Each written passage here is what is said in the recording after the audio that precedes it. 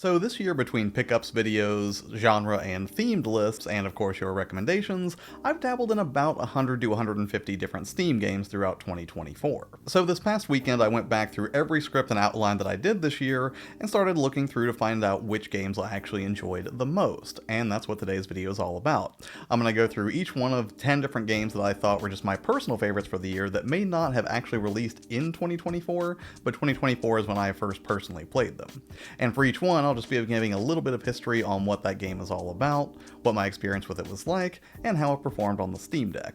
And you'll notice some suspicious absences here, like I don't talk about Silent Hill 2 at all in this video, I don't talk about Shadow of the Erdtree because I played those games on PlayStation 5, and while there are still tons of AAA games that I did not check out on the Steam Deck at all this year, that's just because, well, you can't really play them all. So with that light housekeeping out of the way, let's go ahead and kick this off with the first game that I played this year that made my top 10, and that would be Helldivers 2. And if you're not already familiar, Helldivers 2 is basically a squad-based third-person multiplayer shooter where you square off against a range of foes ranging from Terminids, which are aliens, or the Automatons, which are robots. And the whole thing is essentially a love letter to Starship Troopers. I got really into it because periodically I still have friends who say, hey, you want to jump on this Friday and play some Helldivers 2? And initially when I first played this one, I thought this was going to be kind of a forever game, and it is a forever game in so much as I'm always down to play it when someone brings it up, but at the same time, I'm not quite as super invested in the game as I thought I would be early on, and certainly not to the degree with which I still play tons of Dead by Daylight. But nonetheless, it's still an amazingly fun third-person shooter,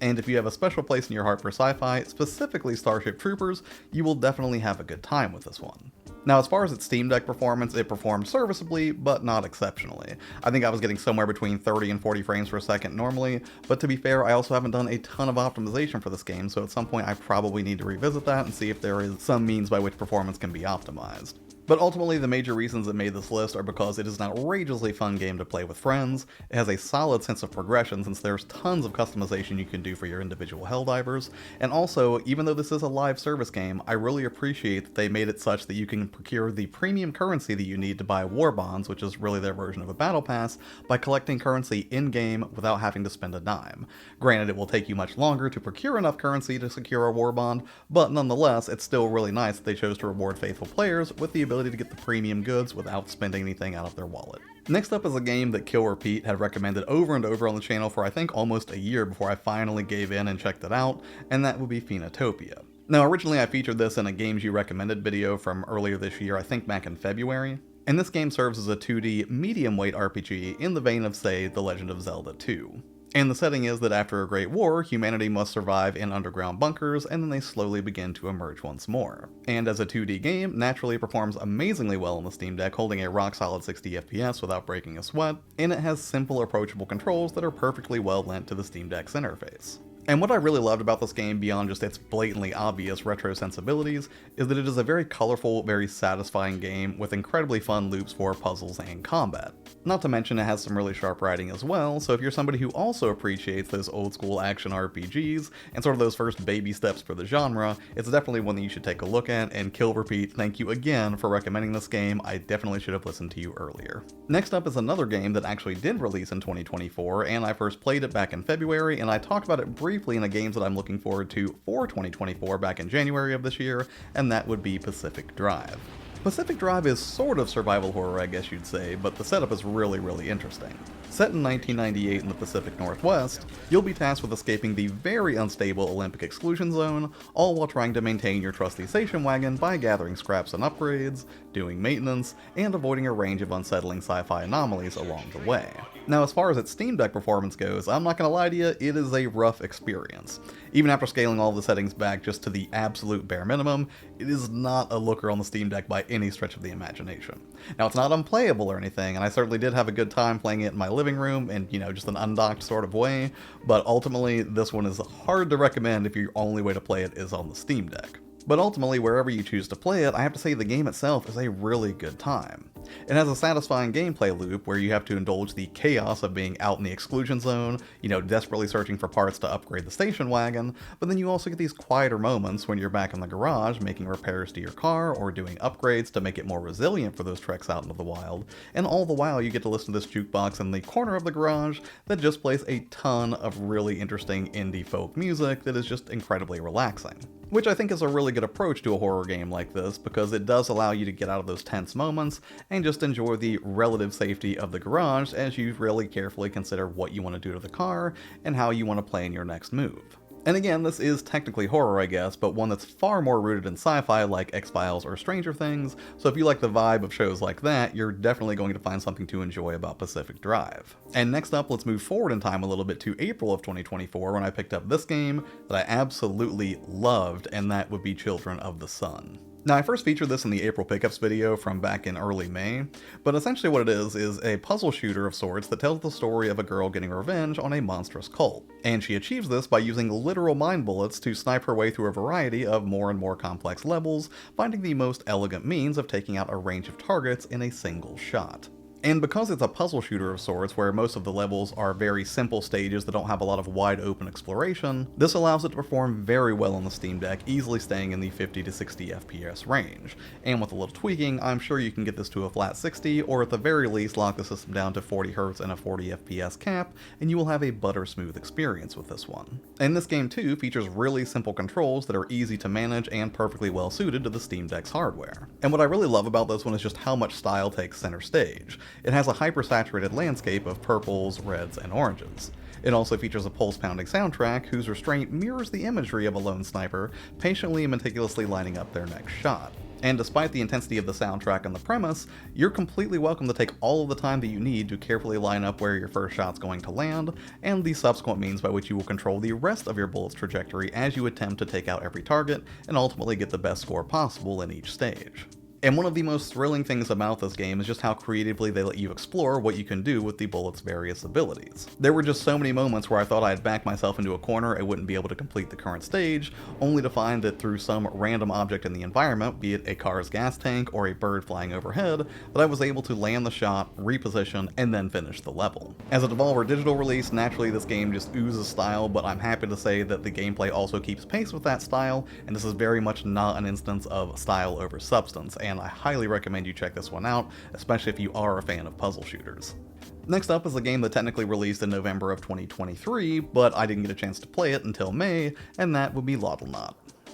And I first featured this game originally in the Games I Grabbed in May video from back in early June, and Loddlenaut offers a mostly low-stress slice-of-life game where you can take on the role of an underwater ecological cleaner, almost like an aquatic power watch simulator with a little bit of Subnautica thrown in for good measure. It plays extremely well on the Steam Deck with a frame rate that naturally stays near 60 FPS, and only showed the occasional dip when entering a new area. And beyond the visuals, it also has really straightforward controls that are easy to get the hang of, even though it does take a little bit to sort of get used to navigating in an underwater space, but by and large this is not a super taxing game by any stretch of the imagination, and in turn it performs great on the deck. And some of the things I love most about this game are its soothing underwater atmosphere, which very much gave me the underwater level vibes from Super Mario 64. It also has simple to follow objectives in gorgeous underwater locales, and features a lightweight, approachable crafting system that makes upgrades a breeze. Now admittedly the game can occasionally be stressful because you do have to worry about managing your oxygen levels, but ultimately as you get better at navigating the game's environments and get a few upgrades, this becomes less of an issue.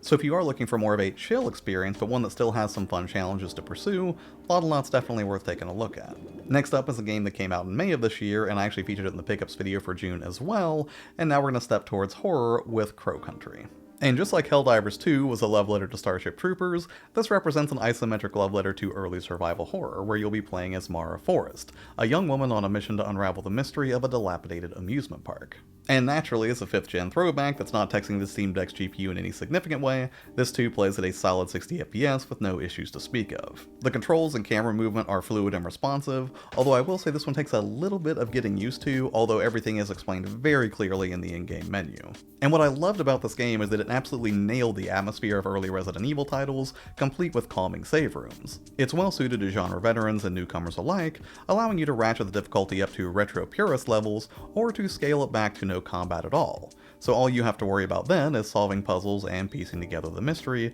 or if you want you can just opt for some middle ground, which is generally what I went for. It also offers some refreshing takes on genre staples like dedicated tank controls if you want to use them, or infinite ammo if you're willing to take the risk going back to Mara's car to retrieve it. There's even a fortune teller machine, kind of like the movie Big in the park, which will give you hints if you need it if you find yourself getting stuck on a particularly difficult puzzle, or if you're just not real clear on where to go next. And all of this is tied together with some charming visuals that look like a horror newer version of the toaster hands character models from the original Final Fantasy VII, and ultimately it tells a really intriguing story that I have not finished yet, but I'm very much looking forward to finishing, hopefully by the end of this year, but we'll see what happens. Next up, and also on the horror front, we have a game that released in 2018, but despite the fact that I've heard rumblings about this game for years, it took my buddy Ryan to finally clue me into it and force me to give it a shot, and that would be Lost in Vivo, which I originally talked about I think in a pickups video from around July. And much like Crow Country, this is also a 5th gen throwback that sort of feels like a first-person Silent Hill. After going on a walk on a rainy day, your poor dog gets stuck down a storm drain,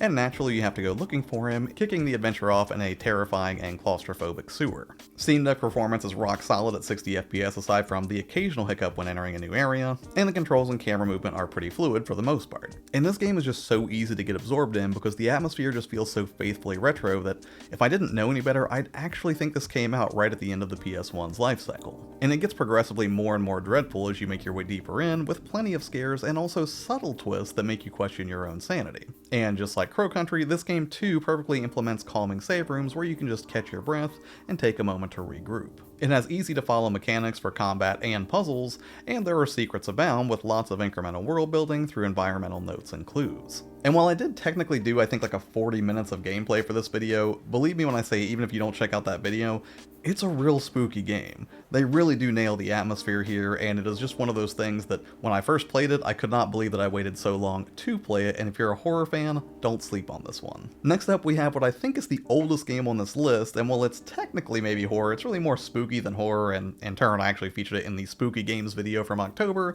and that would be Alice Madness Returns, which originally came out way back in 2011. And just like its predecessor, this is a third-person action-adventure platformer that serves as a follow-up to the original American McGee's Alice. Now initially I did have some trouble with this one on the Steam Deck, or maybe I shouldn't say trouble, just I found that I was playing at 30 FPS when it seemed like, as such an old game, it should be able to play much smoother than that, and ultimately it definitely could. There were just a couple of changes that I had to make. First I had to drop the NVIDIA physics value to a lower value, and then secondarily I also edited a couple of INI files that I learned about through ProtonDB, and after making those changes I found that the game ran at a pretty steady 60 FPS for the most part. The controls are approachable and responsive, though the camera does sometimes get in the way on this game, but there's still plenty to love here, like the whimsical Burden-esque diet horror presentation, and the Cheshire Cat is still as charming and ambiguous as ever. It's a very video game that feels like a product of its era, which makes sense considering this is a game that's closer to 20 years old than 10 years old at this point. And for the minor technical issues that I could probably nitpick,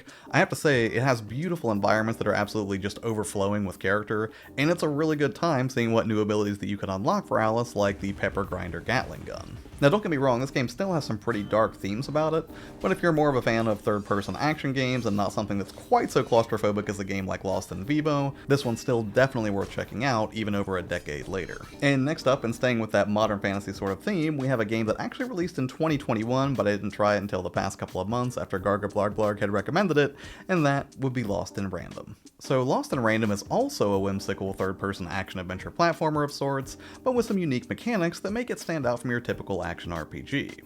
It tells the story of a girl looking for her sister who's been taken by the Queen of Random. On the deck, it stays at a nearly flat 60 at default settings, with only occasional dips here and there, but overall it's a great experience. I had no control or mechanics difficulties to speak of when using the Steam Deck to play it. My only real complaint would be that it was an EA game, so you have to deal with the EA's launcher before you get it installed, but that's a pretty minor gripe, and I haven't had any subsequent issues with it after that initial install. And the first thing that really hit me about this game is its cozy, dreamlike presentation, which really does make it a joy to play in handheld, and it really does tell an intriguing story that's full of heart with tons of solid voice performances. But putting aside the presentation, it has a range of engaging mechanics that also add a bit of, well, appropriate randomness to the standard ARPG formula, with some light deck building mechanics thrown in for good measure. It's just a really satisfying combat loop to be doing traditional third-person action RPG combat, and then to immediately pause that action and then roll Dicey and figure out, what type of ability you'd like to use thanks to whatever cards are in your deck, so you kind of have this breather in the middle of what might otherwise be some really chaotic combat encounters. And so the game goes, continuing to dole out a really fun storybook tale, but also having plenty of great action RPG chops to back that up. So if you're looking for a story that's not quite so dark as some of the, say, horror games that are on this list, this is definitely worth your time, particularly if you have a fondness for a cozy game aesthetic. And finally, in keeping with that cozy aesthetic, the final game on this list is one that originally released in 2021, but I had just played it a few weeks back, and it actually ended up being my top pick from that video, and that would be Behind the Frame. And Behind the Frame is a simple visual novel that shouldn't take you more than an hour or two to complete. And I actually just added this to the library recently after looking through some old Humble Choice games that I kind of forgot that I had. But essentially it revolves around a woman named Amber who's trying to complete her painting for an exhibition in New York. Naturally, it's a very simple 2D game with very minimal mechanics, it runs flawlessly on the Steam Deck, and the controls work really well as a cursor-based game that's perfectly suited to using either the analog sticks or the Steam Deck's touchpads. And this one just really resonated with me because it just had so much going for it. That Studio Ghibli-inspired presentation is just amazing, it's easily digestible with a heartfelt story, and it also has this relaxing painting, or well, more like coloring I guess, as you work through its 6 individual chapters. It features interesting, not overly difficult puzzles that really thread that needle of making you feel smart despite the fact that you're not doing anything overly complicated. And as a bonus, none of those puzzles feel like fluff, and they all feel perfectly integrated into the overarching narrative, and it just integrates so naturally. But I think what really surprised me most was just how excellent the pacing was. It begins a little bit confusing, but as you start working through the different paintings and the different puzzles on offer, all of those things start to coalesce in an extremely satisfying way, and I can't recommend this enough if you're looking for a quick experience that's only going to take you an hour or two to complete. Alright, so now let's move on to my top picks and honorable mentions. Now, my top pick overall, just for the Steam Deck from this list, would have to be Loddlenaut. It's a very chill, relaxing experience, but it still provides some decent challenge as well if you're somebody who, appreciates a game that gives you a good sense of progression, but not one that's going to make you tear your hair out. Now, as far as my top pick from Steam overall that may not be best suited to the deck, I have to go with Pacific Drive. It really just takes the same thing that I love about Loddlenaut and just expands it to an incredibly complicated degree. So if you're somebody who really likes a meaty experience that's going to be very difficult from a systems perspective, but then also temper that difficulty with some really nice, relaxed, chill moments, that is what you will get from Pacific Drive. Just, I would recommend that if possible, you play it on something like the PlayStation 5 or a dedicated gaming rig, because it is kind of a rough experience on the Steam Deck, and probably one that I should look into optimizing at some point, but yeah, for now, those are definitely my top 2 picks out of the 10 that I've already outlined here. Now, as far as honorable mentions go, there were a couple that I did just want to mention real quick. One would be Kaze and the Wild Mass, which I think I'm pronouncing correctly. I played this briefly on a viewer recommendation sometime back on the channel, and it is like a beautiful love letter to Donkey Kong Country. The animation is incredibly fluid, the controls are super responsive, and it is essentially everything that you would want out of a really tight 2D platformer that doesn't have the Mario name slapped on it.